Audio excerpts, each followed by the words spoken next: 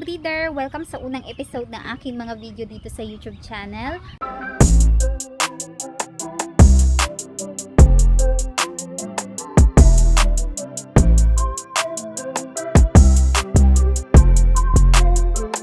For today's video nga ay mangongolekta ako ng mga itlog na aking mga alagang Texas na manok.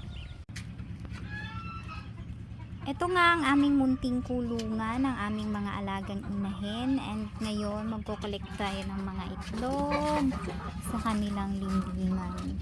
Ito nga ay meron na siyang isang itlog.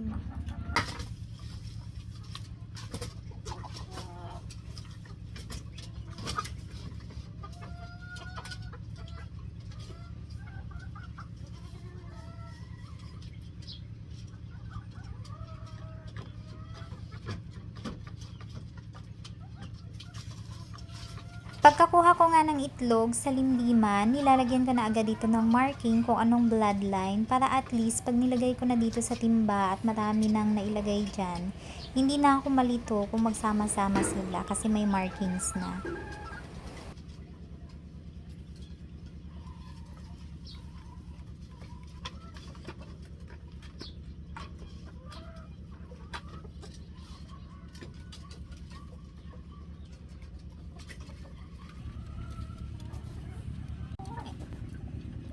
Ayan nga yung aking alagang inahin.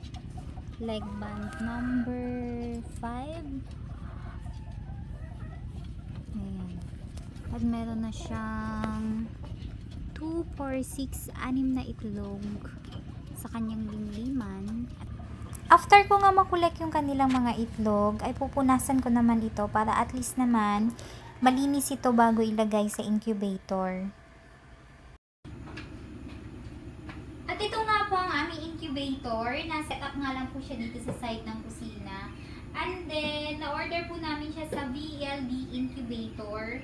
Meron po siyang 252 seaters with 162 capacity naman po sa hatcher. Kinagabihan nga pala guys, ay nagpailaw ako dyan sa mga itlog kung may similya na o wala. Actually, kakabili lang kasi namin tong incubator. Wala pa siyang 2 weeks yata sa amin. Kasi ang gamit talaga namin dati is palimlim lang sa mga inahin. Kaya hindi siya sabay-sabay na naisalang dyan. Kasi bibili pa lang kami din ng chiller para at least naiipon namin yung itlog para sa susunod is sabay-sabay yung pisa nila.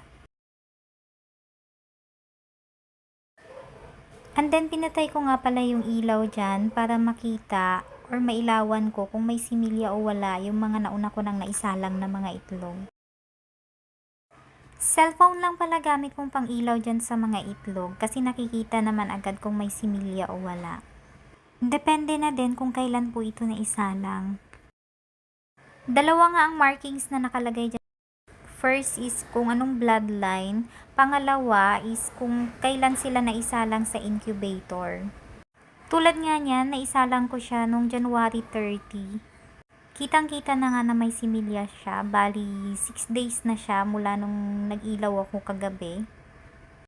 Yung ibang mga nakolek ko nga palang mga itlog kanina is isinalang ko na rin dyan sa incubator kasi kulang-kulang 30 pieces yun sila.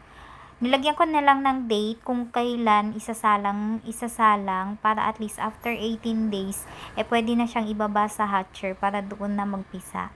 Kasi itong iniilawan ko, sila yung mga unang batch na sinalang ko. Meron nga po dyan walang similya, pero hindi po yan masasayang kasi lalaga na lang po namin. Hanggang dito na lamang po ang aking video sa pagpapakita ko po sa inyo kung paano malaman kung may similya na po ang itlog. So, sa mga gusto pong magpa-shoutout dyan, mag-comment lamang po kayo dahil sa next upload ng video ko, isha-shoutout ko po kayo. At kung umabot ka man sa dulo ng video na to, please follow and share for more videos. Salamat!